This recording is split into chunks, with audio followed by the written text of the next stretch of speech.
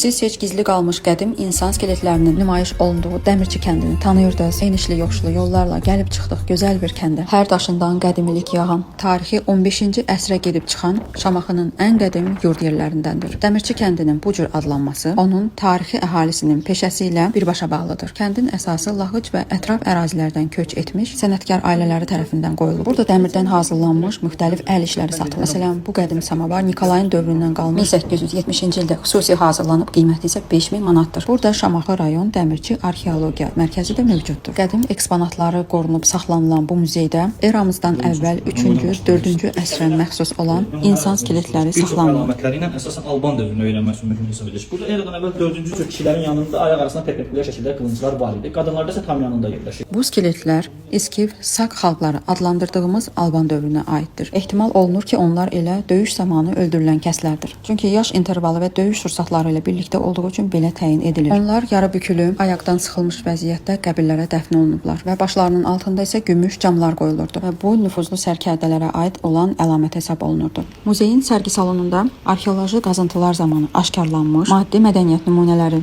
nadir daş alətləri, əmək alətləri, soyuq silahlar, mis, bürünc, gümüş sikkələr və digər qiymətli tapıntılar və məişət əşyalar nümayiş olunur. Bura həqiqətən də çox maraqlıdır. Şamaxıya yolunuz düşsə, bura gəlsəz qədim tarixə canlı-canlı özünə səyahət etmiş olarsınız.